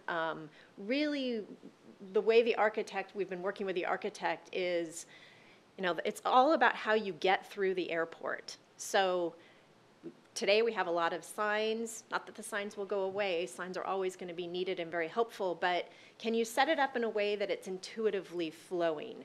So we've set it up, we call them a series of rooms. So you've got the entry room, then you go into the ticket hall room. From there you go into the security room or the Oregon Market room. And then you follow that route. It's much more intuitive because of the open environment. But then also with such an open environment, how do you kind of define these rooms? So like that restaurant that you see that's up above, or where the piano is in the background, providing these more intimate spaces where you can, visit with family or prep for your flight. So you'll obviously be seeing much more of the Terminal Core project as well as the others, but Terminal Core coming up here you'll be seeing very much on it. It is slotted to start construction in summer of 2020. A lot of that will be utility work, kind of behind the scenes prep work that needs to be done, so probably not too much visible at that point. All the utility work and that enabling prep work, we're anticipating it'll take about a year. So passengers, traveling public, employees will really start to see things in summer of 2021 when the large columns that will support the new roof and the new structure will start taking shape. And we're anticipating construction to be complete somewhere in 2024, 25 at this point. So we've got quite a few years of construction and fun to go.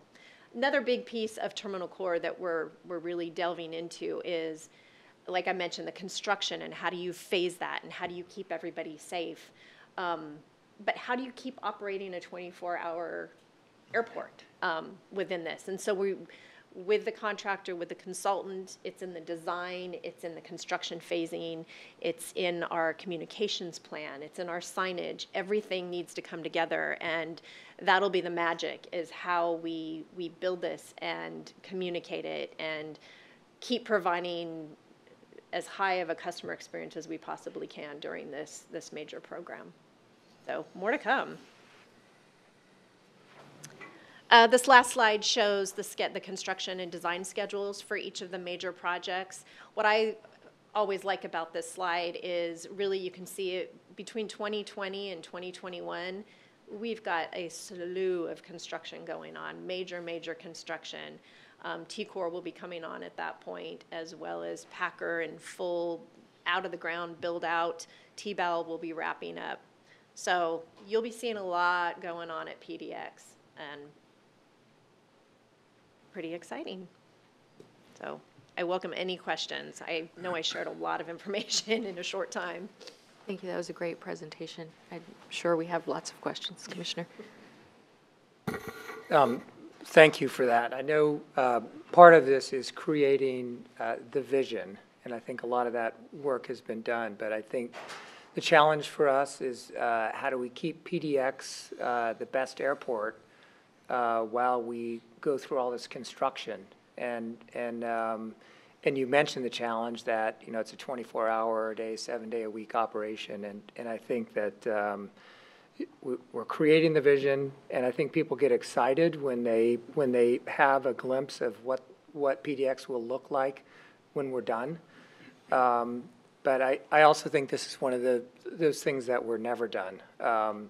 And because 10 years from now, 8 years from now, we'll be looking at what else needs to be done. And so it's a constant evolution. But I think a real challenge for us to educate our stakeholders. I mean, obviously the support of our key financial stakeholders and customers in the airlines. But really just, this is a decade-long project. And so as important as what we are doing is how we do it. And that will determine really is this a great airport? Because we have to not make it feel like a construction zone, but feel like PDX, the flavor that people know and love. And I think that's our challenge. But I think I can speak for this commission that you have us as partners in this effort. But anyway, and I think education and vision is really key to how we get public support for this and keep them on board. So anyway, I love the direction. Thank you for the work. Wonderful. Thank you for your partnership and your support. Please. And again, let me commend you on the presentation. This is, it's intriguing, it's fascinating, and I think that if this work was happening 15 years ago, there'd be a number of things that we're looking at today, transportation service agencies, parking lots for people who want to sit on their cell phone and wait for, I mean, things that we would have had no thought to sort of build into a plan that was going to support us for 2-3 decades. Is there a parking lot sort of set of issues that you're constantly sort of keeping an eye on, because if we see disruptors or pivots, we can redesign in a way that doesn't have us sort of come into a screeching halt? Sure. One major part is flexibility. How do we build this facility and keep it flexible, knowing that technology changes, as an example, every handful of years? So I'd say probably biggest in my mind, and Vince probably has his own thoughts as well, is that technology piece. And just what's not even on our radar yet that is coming. I have 2 younger children that they know more about technology than I know today. So how can we as an organization keep up with those kids and the next generation of what's coming? So really looking at flexibility in both the structure that we're building or the facility that we're putting together, as well as the systems, the backbone, the flexibility to the infrastructure within the walls of the building, so to speak, that can carry us into 2045 or beyond. Another one is, and one piece that I was so excited about was this partnering in this accessibility study. That was so eye-opening to many of us. Not that we aren't meeting ADA code and things like that, but really hearing from real people and things that we're thinking that we're doing really well, that can be too much noise for certain folks, or to, whether it's oral or, visual or, so I feel the more questions we can ask as we're going through this process of ourselves and really pushing ourselves, as well as going out and reaching out to the communities and really asking what's needed, what's coming that we can't think of. I think we all have a tendency to have blinders on. I know I do to some degree. I'm living and breathing this every day. So what am I missing? So just trying to stay ahead of that. But number one for me is the technology and the infrastructure. Yeah, thank you. You go back just a couple of slides to the ticket lobby and one more. So as we talk to the airlines, I agree completely with what Lori said around the technology and flexibility and the change. So that area that's identified in the center there about the ticket lobby, that's probably what it won't look like. And the airlines don't know what they're going to do. And every airline is going to do it differently. And so that's for us as we talk to all of them, what they're just talking about in particular in that box is to just, don't force us into anything, because for them, smaller footprints are most likely where it's going to evolve to. So they're talking about things they talked to us just last week is having a machine on a stick, right? That's just going to print out your bag tag, and that's all they're really interested in. And then they'll have people moving around to help you get whatever it is that you need. So hard infrastructure.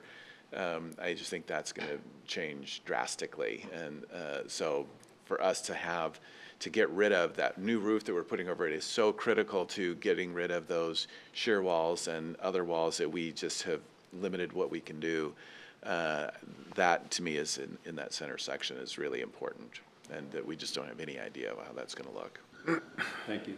I would suggest, and just add on to what Vince is saying, yeah, that new roof, it really provides us this box now, this palette that we can do anything within, so to speak. And so I would say with every piece that we're programming, every space, we're really looking at, okay, how can this be used in the future? How can we, how can it be used day one when it opens, but then how can we provide that flexibility to use it down the road as well? I want to emphasize the importance of safety with respect to this. There's a lot of construction over a long period of time, both with respect to our employees, the employees of our contractors and vendors, and the traveling public, I think will be really, really important and can't be overstated.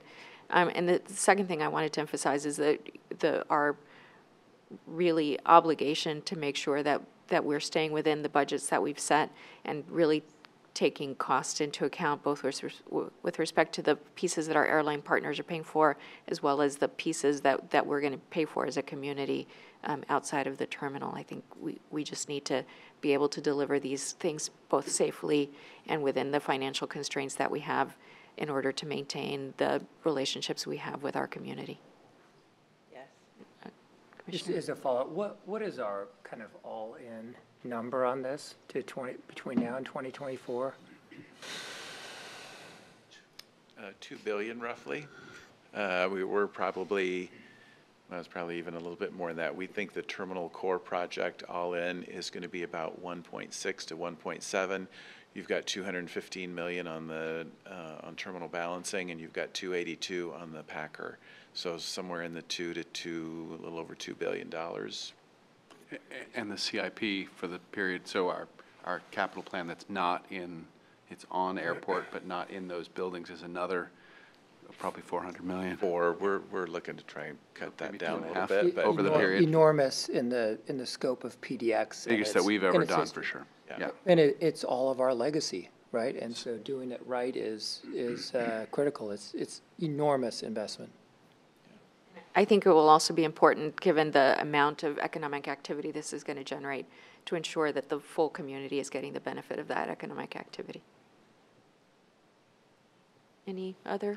Please. I had a question on how you foresee the ongoing passenger experience over multiple years, and what types of standards are you thinking about in terms of the different, especially when the construction becomes more visible, and there are obviously several phases of that. Try to touch on it so it doesn't take forever, but like I noted, we have a very thoughtful communication approach that we're taking towards this, and I'll dig a little into that. We're also, in working with our contractors, they actually brought, as part of their proposal to us, a whole public outreach portion. So having tradespeople and contractors and folks that understand this and want to support it as well. So we're really excited to be partnering with them on all of this. So in terms of, there will be construction walls, we will see. How can we do something fun, in air quotes, with our construction walls? That's a very simple example. How can we surprise and delight our passengers and employees and all of us in this facility? So some of it is in the style, the look and the feel of our communication approach that we're taking. It's fun, it's kind of keeping in the spirit of PDX, of Portland, of our region in general. So trying to touch on kind of the regional aspects, the things that we love about where we live, the things we love about PDX, but not ignoring that this is a construction zone. So really kind of providing that mix between things that make us feel comfortable, that make us feel like home, with glimpses of what's coming, glimpses of what's going on. So is it peeking behind a construction wall to actually see what some of the construction is and the work that's going on? Is it some public outreach, providing tours for folks, walking them through what's actually going on, at a different level than just what you're going to see walking through as a passenger? It's obviously in graphics and signage and things like that. providing some videos. We've got models. We'll have models. So we're still testing some of these, and we're growing it as we go. We're kind of tackling this in the spirit of, we're calling them campaigns. So right now, a big piece that we're working on is moving, so we can start moving with construction on Concourse B. We need to move Alaska Horizon out of that area. So we're working with them a lot to get their folks prepped, to get passengers prepped for what it's going to look like. We're lucky to some degree in that when we get to Terminal Core and the Western Expansion addition, that can be walled off, so to speak, and be built. That will be new. It's really then when that opens and then we go into the heart where the ticket lobby and the Oregon market are today. Again, it'll be, you know, reworking circulation routes. We've talked about even, do we have ambassadors? I'm not sure that's the term we're using at this point, but ambassadors, folks that volunteer, is it port employees or other employees that volunteer to help, you know, tell people where to go, or let me walk you to your gate, you know? So we're trying out some different ideas there, but trying to keep that vision, as you mentioned, and that heart and soul and vibe that's PDX in all of it as we go.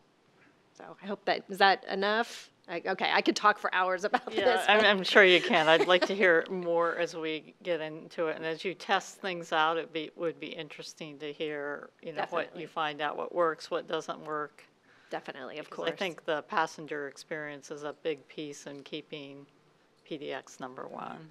Exactly. That's top of mind for all of us. Any further questions or comments? Okay, thank you very much. Thank you all. Call on Dan Blofeld to introduce the first agenda item. Thank you. Good morning. This agenda item requests the commission, acting as the port's budget committee, approve the budget for next fiscal year and authorize its submittal to the Tax Supervising and Conservation Commission. This is the second touch of 3 with the commission in our budgeting process. The port's budget, developed in conjunction with our strategic plan and business plans, provides our best estimate of what we need to fulfill our mission. Compared to the proposed budget from last month that you saw, the budget today reflects small adjustments to the operating revenue and expense projections, as well as internal labor supporting our capital program. The budget also reflects lower debt service following the favorable interest rates received in our final pricing of the Series 25 and CFC bonds that were issued last month, so a nice little bit of a win there. Suzanne Kenny, Director of Budget, Financial Planning and Analysis, will present the item, and I want to mention I really appreciate Suzanne making the effort to be here. She's been under the weather a bit this week, but she is really integral to this very complicated budget process. So thanks so much for being here, Suzanne. Thank you. Good morning. So as Dan noted, this agenda item requests commission approval of the Port of Portland's fiscal year 2019-20 budget and authorization to submit it to the TSCC. So the budget provides a funding plan for actions that have been approved by the commission and for planning purposes, anticipated actions or initiatives that may require further commission review and approval prior to implementation. So just to recap where we are in the process, Dan alluded to it a little bit already, but we began with a public hearing on our budget last month, and we're here today seeking your approval of the port's budget and to submit it to the TSCC. On June 12th, following the Port Commission meeting, staff and the commissioners will meet with the TSCC for their review and public hearing on the port's budget, and we expect to receive their approval on our budget. And then finally, on June 25th, following the TSCC's approval, we will request that the commission formally adopt our fiscal year 19-20 budget. So as Dan noted, following the public hearing last month, we've made some refinements and adjustments to our budget. The exhibits to the agenda item in your packet outline those changes between the proposed budget and the budget that is submitted to you today. And the primary drivers of those changes include refinements to our operating and revenue or operating revenue and expense forecasts, refinements to our debt service after the final pricing, as Dan noted, and refinements to our capital outlay as a result of revised estimates of our capitalized labor. So we'll look at the general fund first. The revenue forecasts have increased about $300,000, and that's a result of slightly higher navigation revenues and the timing of the Hillsborough Master Plan operating grant. Operating expense forecast is increased about $200,000, and that's primarily a result of revised estimates to our workers' compensation and the health savings account contributions. The change in the net transfers budgeted equates to about $300,000, and this results in an overall forecast of a negative $2.7 million operating cash flow for the general fund. The negative cash flow is a result of our continuing efforts on the cleanup design of some of our Terminal 4 environmental projects and the mitigation efforts related to the old grain elevator at Terminal 4, and you saw that pictured in Ken O'Halloran's earlier presentation. So there are some mitigation efforts that we do need to undertake here this next fiscal year. They are considered operating, and we do have that planned in the budget here. These initiatives, particularly the grain elevator mitigation and the environmental work, they have been programmed into our general fund forecast, which we are continually monitoring and updating, and those have been programmed to be funded out of savings. Property taxes, our grant resources, and transfers from the PDX Port Cost Center for General Aviation Net Capital will fund our capital program in fiscal year 1920. I also wanted to point out that the capital budgets included in the fiscal year 1920 budget for both the general fund and PDX are the anticipated capital outlay for that year only. Some of those capital programs, particularly the one that Lori just reviewed with you, span multiple years. So some of these projects that are in the budget for 1920 had expenditures in prior years and will obviously have future expenditures. But what we have in the budget is for the current year only. Taking a look then at the changes for PDX, operating revenues have decreased about $400,000. And that's a result of lower airline revenues required due to the lower debt service. That lower debt service is a result of that favorable interest rate that we received when the Series 25 and the CFC bonds were issued last month. And given the residual nature and the cost recovery structure of our airline operating and lease agreement, lower airline expenses result in lower airline revenues that are required to cover those costs. We do have some refinements to our operating expenses for PDX, and that is an increase of about $400,000. It's primarily in the areas of our credit card fees associated with our parking transactions and the timing of some of our air service development marketing efforts. So the overall change in net transfers, along with the lower debt service that you see there, result in an increase in the operating cash flow of about $500,000. And the $52.3 million projected operating cash flow is sufficient, along with our grant resources, our passenger and customer facility charge fees, and our existing cash balances in the aviation funds to meet our capital requirements. And I should also note that the cash flows generated at PDX are limited to capital improvements within the aviation system. So these revenues that are generated here within PDX stay within the aviation system. And finally, I just wanted to mention that in addition to the public hearing on the port's budget last month, we have also reviewed the PDX budget with the Airport Airline Affairs Committee. And none of the changes shown today reflect significant changes in our strategic or business plans. They are primarily adjustments and refinements to our budget to reflect updated and better forecasts. So at this point, staff requests approval of the Executive Director's recommendation to approve the Port of Portland's fiscal year 2019-20 budget and authorize submittal to the TSCC. So moved. Second. Any discussion? All in favor? Aye. Aye. Any opposed? Thank you. Thanks, Suzanne. I'll call on Kristen Leonard to introduce the final agenda item. Good morning, or still morning, close enough.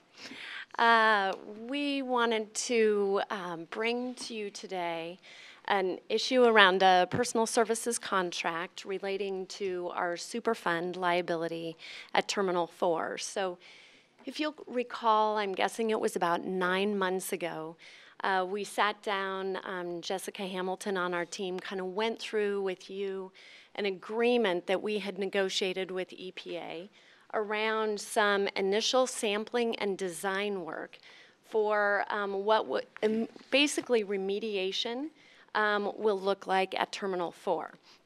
We do this through a contractor, and that is what our Harbor Environmental Manager, Kelly Madalinsky, is going to go over with you, is this work that we are going to need to do over the next couple of years around sampling, design, all that early work for cleanup at Terminal 4. And with that, I'll turn it over to Kelly. Thank you. Good morning. As Kristen said, we're here today to request the approval of a personal service contract with Anchor QEA for the cleanup, to move forward with the cleanup at Terminal 4 in the amount of roughly $6.7 million, just under $6.7 million for that cleanup. To go over a little bit in terms of the overview of Terminal 4, again, here's an overview of Terminal 4 itself. I won't go into too much detail since we had a nice update of the marine and the use of this multi-purpose facility that handles varieties of cargo itself. In terms of the cleanup itself at Terminal 4, it's a result of the contamination that we're trying to clean up as historical activities. The facility itself is over 100 years old with a multiple industrial and marine type of activities associated with that. It sits within the Portland Harbor Superfund site. The port itself has done substantial cleanup to date, actually at Terminal 4. We were one of the first parties to step up and do an early action cleanup.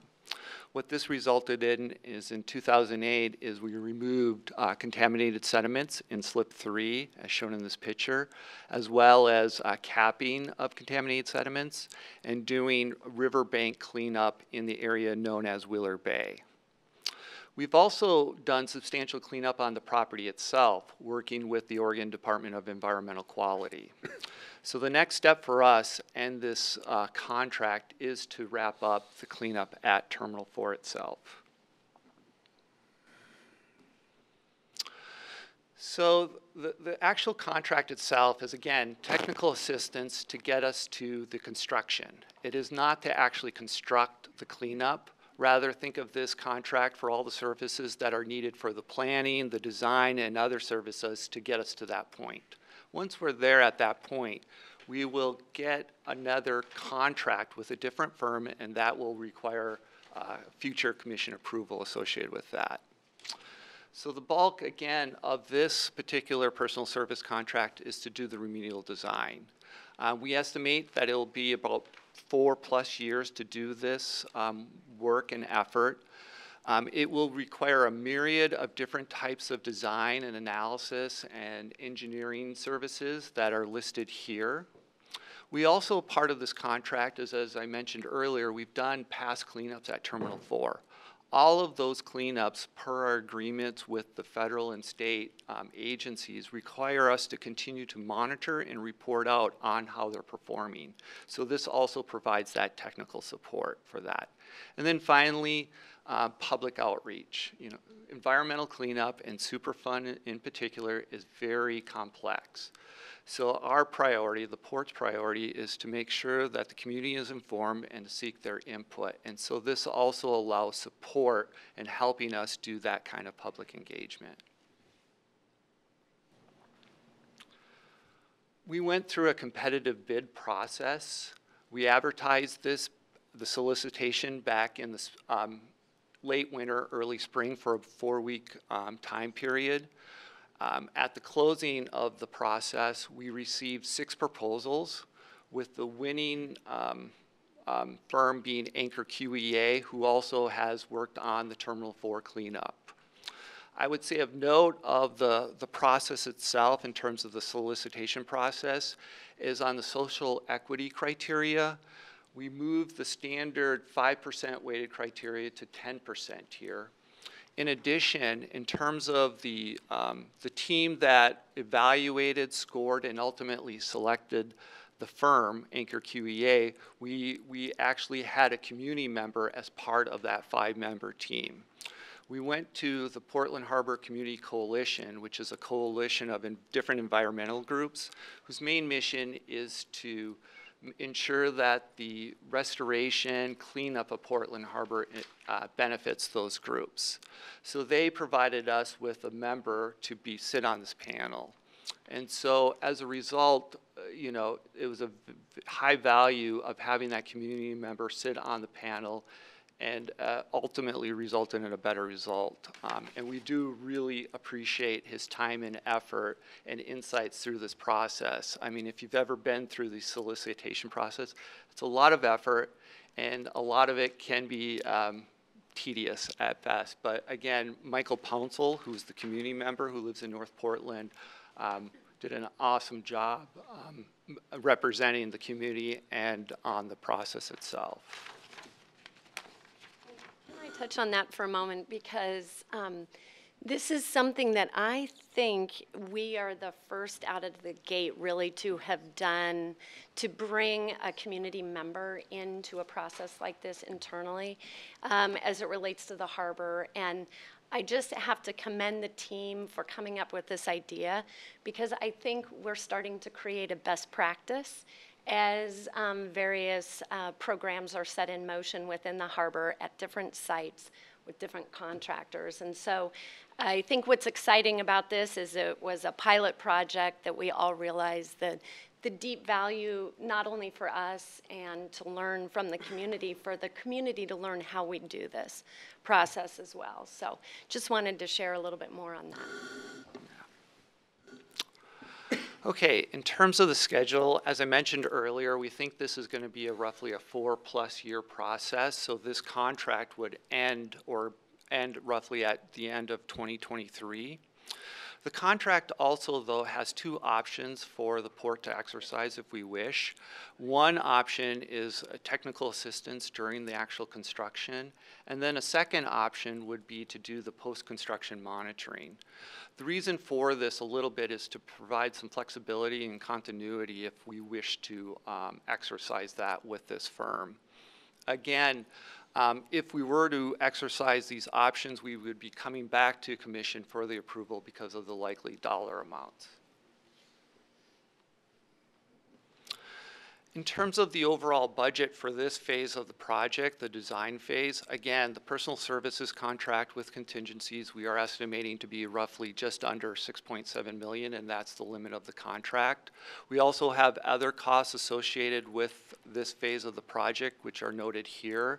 These have to do with port staff, as well as reimbursing the agencies for their oversight. When we enter into these agreements, we need to reimburse those agencies. So that includes entities like the Environmental Protection Agency, the state agency, which is primarily the Department of Environmental Quality. We also are paying for the oversight and input from the 6 tribal governments that are also involved with the cleanup associated with that. Also, this contract does have a small participation goal of 12%. Initially, when we did the solicitation, our small business group had it set at 11%, but the firm, Anchor QEA, had proposed 12%, so that is our goal now moving forward. And again, I would note is if we move forward in exercising those future options, we would reestablish a new goal because the nature of the work is going to change. And with that, staff is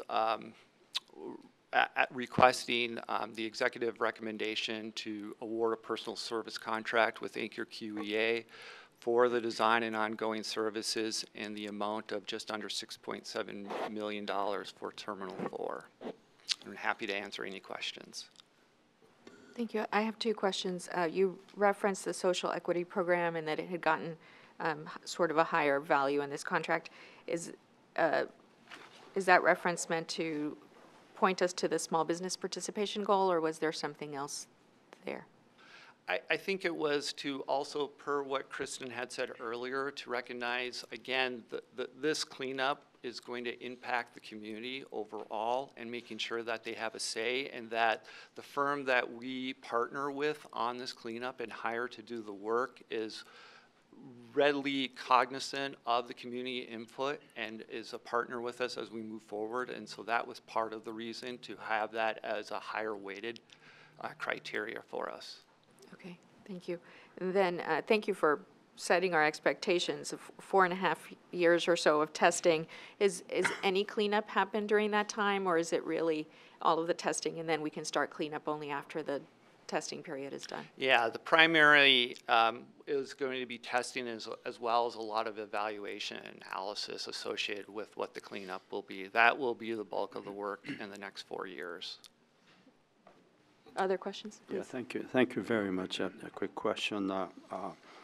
I understand why and the reasons went behind picking the QEA, including the social equity, I guess, perspective. In terms of transparency, any reason that you did not provide the proposed budget or the cost of by Apex and other members here in terms of a proposed budget? No, there's no number other than 6.8 for the one you picked. Why?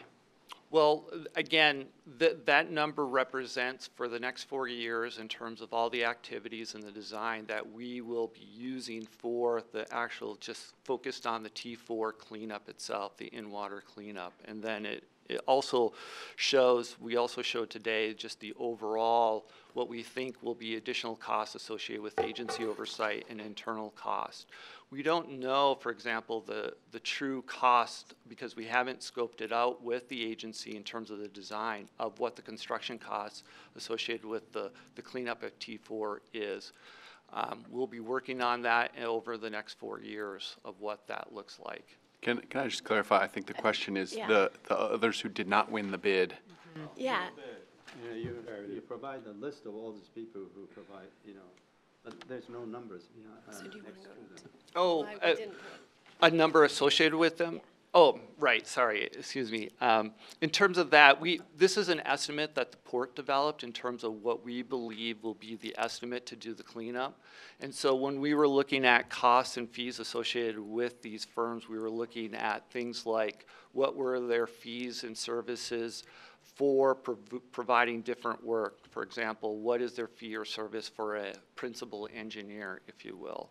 So this is the dollar amount we estimate. The dollar may be actually less than this, and it also may be more, depending on the scope of work, what additional data shows in terms of our investigation, and then also ultimately where EPA will also provide some direction. But did not play any role. Pardon, I'm sorry, I didn't. The final number didn't play any role, right? Other than social, other aspects of the decision-making processes. The cost plays into it, but it is not bid. The proposals don't come from these contractors in the form that a lot of other bids where they put a total cost. Correct. What we are looking at is what they will charge, maybe on an hourly fee or different fees for different services. So here's our hourly fee for engineering services. Here would be our hourly service on sampling, or hourly fee on sampling services. Our team then is taking those hourly fees. We think we have a general understanding of the scope of the project. And so we're looking at costs not as a total price tag, but what we anticipate their fees will reflect for us in a total cost. So it looks differently. It looks different than other contracts. That was my question. Yeah. And it's important to point out it's not a low-cost bid, right? It's one of the elements in the RFP process that is weighted at 10%. 10%. So it's not the primary consideration. Yeah, as a layperson, I did not understand why. Okay. Thank, yeah. Madam Yes, Chair? please. I also wanted to just follow up a little bit. First of all, I appreciate the early engagement of community input. I mean, equity is most impactful when it is built in rather than when it's retrofitted. And to be on the front end of that process, I think, is important. The 12% set aside, does it include some of the work that will be done in community outreach? What's going to be important is to have local nonprofit partners and others who are going to help you to sort of lift the voices that provide your input. Does that number reflect that, or is, I mean, again, it depends on the approach that your vendor takes in partnering with community-based organizations and others, and is that built into that assumption, or is that separate and apart and just a part of their business model? Yeah, it is built into that number by, again, as you said, well, in terms of what the vendor, the provider is proposing, if you will. In this particular case, Anchor QEA, part of their was to use a small business for that community-based outreach, et cetera, and that overall support, because a lot of these firms are, their strength is engineering and environmental services. So in this case, they are using small businesses to provide that kind of outreach and expertise. And without diving too much into the weeds, encourage the port to look at a model that not only has them contracting, but providing stipends to those nonprofit organizations, because their time and their input is worth something. And I think it just accrues to the value of the information you receive. Yeah. Thank you. And can I add to your comment, because I think it's a really important one. This personal services contract is for certain elements of the work. This does not include all the work that we will continue to do at the port around, you know, through the next 4 years as it relates to community engagement, education, bringing in different groups and their perspectives. So while Anchor QEA will be doing some of that, we will absolutely continue our work on that front as well. So I think it's important that they can model what they see happening at the port as well, that there's consistency in approach. Thank you. Thank you. Any further questions or comments? If not, I'll call for a motion and second for approval of the executive director's recommendation. Second. All in favor? Aye. Any opposed? Thank you. Meeting's adjourned.